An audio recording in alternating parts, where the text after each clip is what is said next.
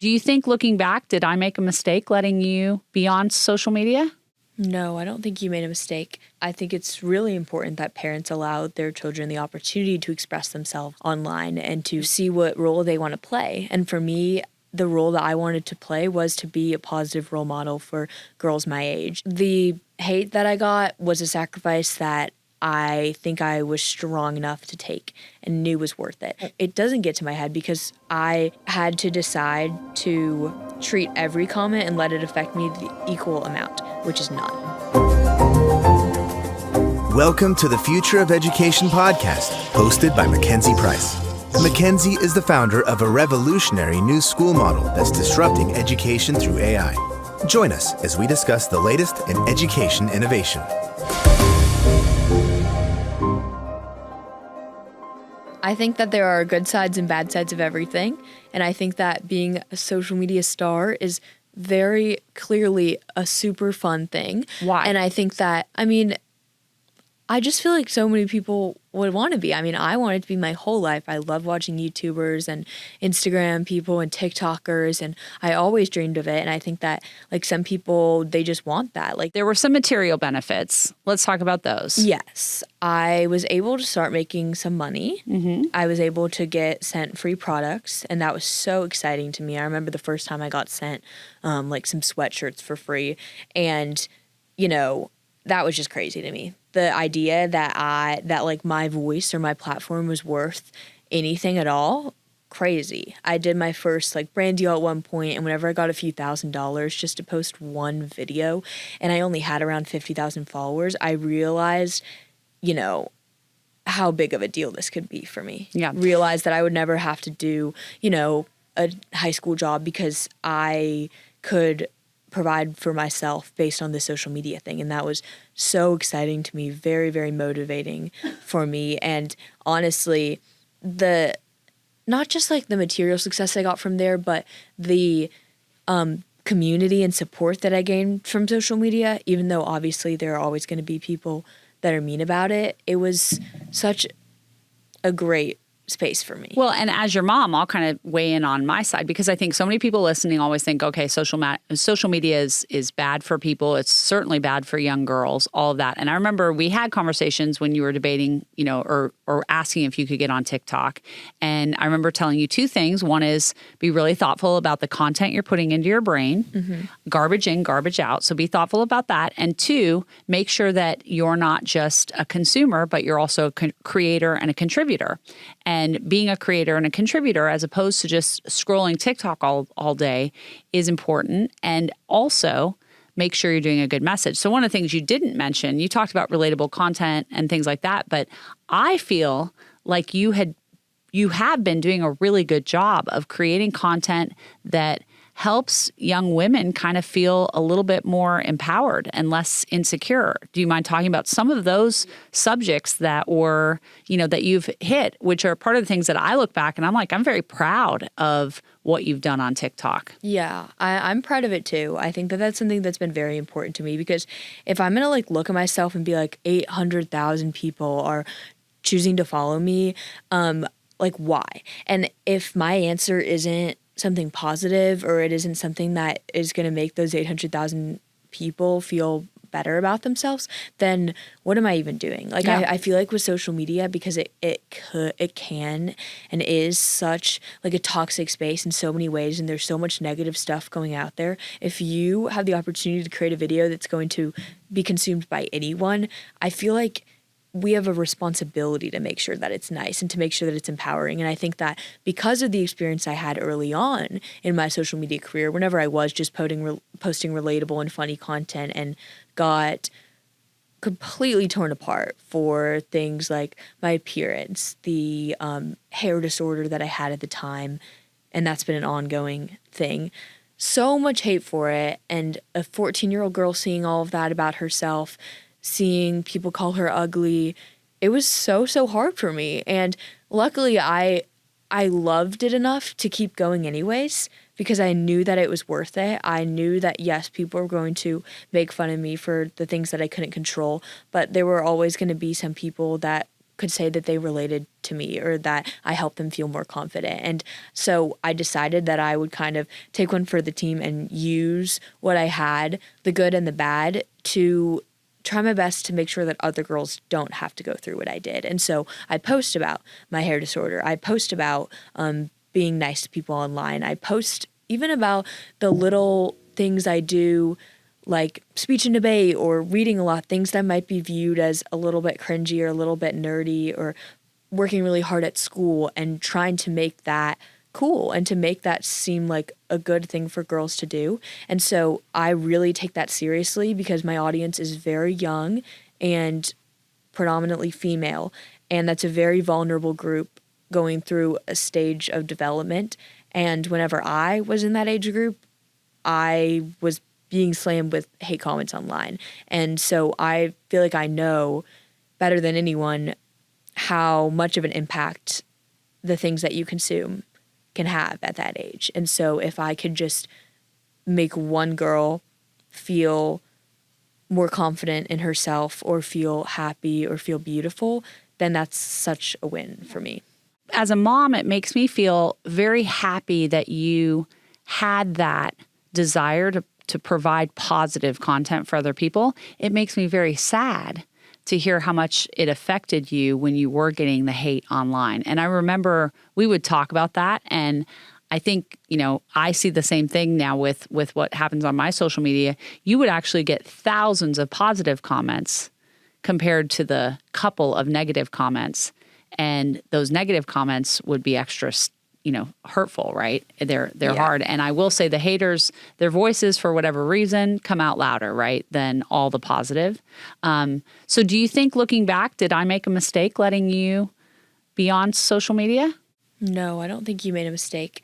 I think it's really important that parents allow their children the opportunity to express themselves online and to kind of see what role they want to play. And for me, the role that I wanted to play was to be a positive role model for girls my age. And that the hate that I got was a sacrifice that I think I was strong enough to take and knew was worth it. And things are so much better now, mostly because a lot of those issues that I couldn't control have kind of solved themselves.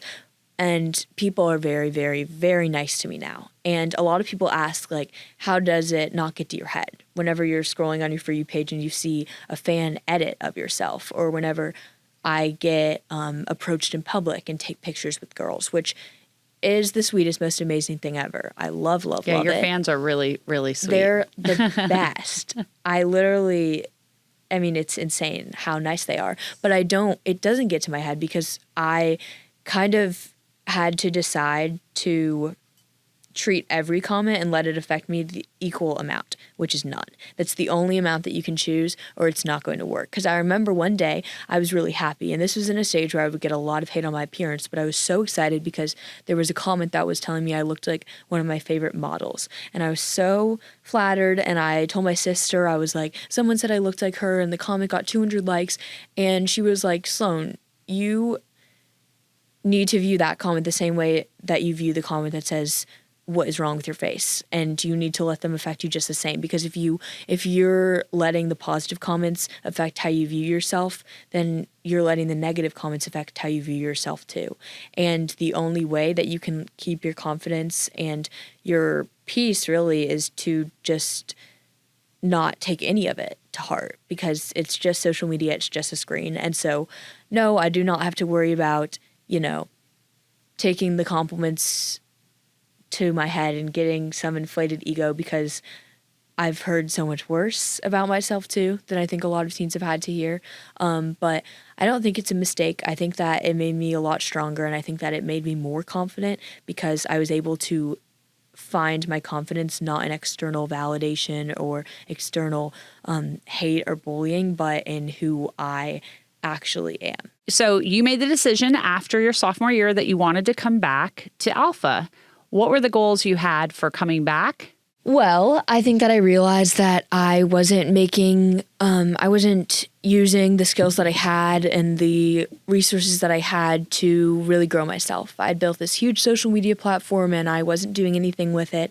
And I really looked back on my 2 years and I hadn't done much besides get really good grades, which in the moment felt like the best thing that I could shoot for. And so I realized that I had this audience and I couldn't just do nothing with it. And I couldn't just let myself be overwhelmed in homework all day, every day, and not have enough time to focus on things like pageants, where I found a lot of success, or social media, or anything. And so I decided that I wanted to come back to Alpha exclusively because I wanted to work on a masterpiece, which is what the high schoolers do in the afternoons. We get the entire afternoon because of the 2-3 hour learning structure to work on a passion project of our own. And this is crazy to me. I think that even though I'd gone to Alpha for so long, like I really did get the traditional school structure ingrained into my mind. I was used to listening to lectures, not paying attention, and then going home and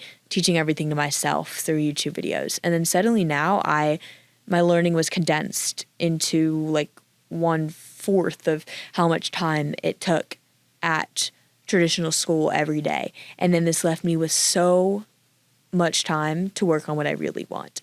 And that's crazy to me. And already it's only been a few months of my junior year, but I just feel like so proud of myself because when I look back and I'm thinking, what are my biggest accomplishments of this year so far? They're definitely not hundreds that I got on tests, but, experts I've reached out to and, actual things that I'm working on. Yeah. So let's talk about your Alpha Masterpiece project. What is it? Well, I'll give you my one-liner. I am turning teenage influencers into business owners through my Hacker House agency, ensuring that the next 20 billionaires are females under 25. And that's a lot, but I'll unpack it a little bit. By having a platform and doing some brand deals and working with agencies, it's clear how much of an impact that teenage girls have in the market. Influencers in general are now the main drivers of the marketplace. 80% of consumers trust influencers and only 14% trust brands. Obviously, brands are realizing that influencers are the way to go to get their products out there. And so pretty much every content creator is working with a brand through a middleman agency and getting paid to promote their content to their audiences. And this is no exception for the large community of teen girl influencers just like me. Even though my experience was a little bit unique, maybe at my school, I'm definitely not alone. There are so many other girls that just have this natural charisma on camera about them and have managed to grow huge audiences of young, loyal girls who will not only listen to whatever they say, but buy whatever they are told to buy. Yeah, they are super fans, right? They are. Absolute They're mega super fans because they can really look up to girls that are close in their age and living this lifestyle and getting these perks that seem so exciting to them. And whenever I was signed with an agency, however, one that connected me to brand deals, I noticed so many red flags. And all my friends who are influencers as well have noticed those red flags too. They take advantage of our youth and our lack of business experience and give us deals that undervalue us. They register contracts and have us post ads that are illegal. Really? Yes. I've done some research like with the Federal Trade Commission and what the disclosure law's on, and I've broken the law. Maybe that's not good to say on camera, but every influencer has as well. If you're not outwardly saying something, #ad, this is sponsored content, even if they just sent you something for free. Really? I thought that subtle ads where you didn't say it was the ad, that was my favorite thing ever. I loved doing that with my agency. It was great. They always did well. People always asked where things were from.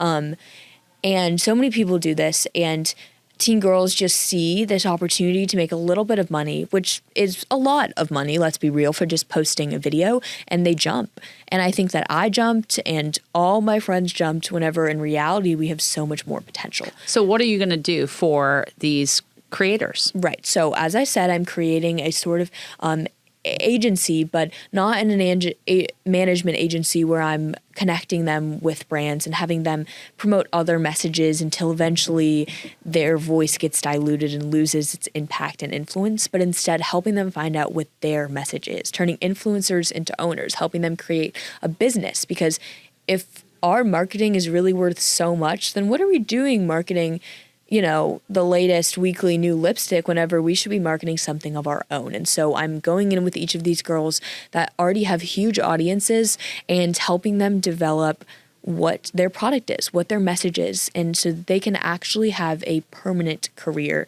because influencing without ownership is temporary. Yeah, it totally is. So you're really seeking out young women who are content creators, helping them figure out what a business is that they could create, giving them support and resources and mentorship and kind of the connection, because you have time to do all of that. A lot of these girls don't have time because they're in traditional school, and you're working on that. What do you want to accomplish in the next 6 months? 6 months. Well, by the end of the school year, which is about that many months, I think, I want to have 10 signed clients with fully launched businesses. Wow. And this is a big goal, but it's a very exciting one because just in the way that I feel like this obligation to help other teenage girls, I really feel an obligation to help other teenage content creators. And I think that I, again, am like realizing what my role is, and that might not be to start a business for my own, but help others, because I just think that teenage girls have so much potential, especially ones that have millions of people clinging onto their every word.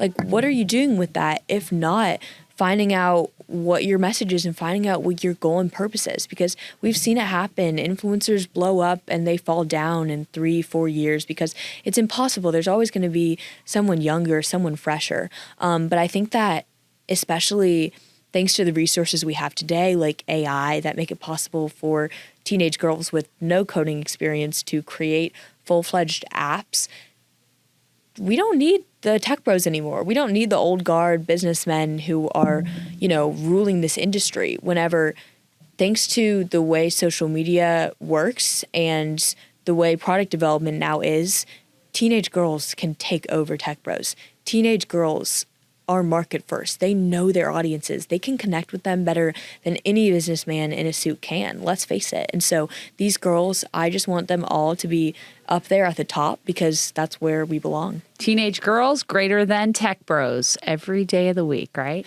Well, Sloan, I will tell you, as your mom and as the founder of the school, I'm very happy to have you back.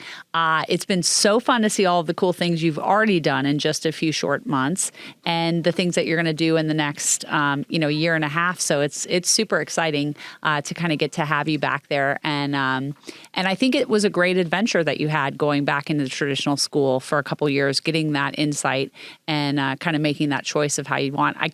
I'm so excited to see the rest of it. And thank you for being on The Future of Education. I'm glad to be on this podcast, and I'm very glad to be back. And I agree. I think that my years there were valuable. I think that I've learned something through every experience, but I'm very happy to be in this chapter where my goals have really taken form. Thanks for listening to Mackenzie Price and the Future of Education podcast. If you haven't hit that subscribe button, now is the time to do it so you can stay up to date on all our episodes. You can connect with Mackenzie on social media and be part of our daily conversation over on Instagram at futureof_education. For more info about the show and our guests, you can always visit futureofeducationpod.com. Lastly, if you're loving what you're learning, please leave a review wherever you listen to podcasts.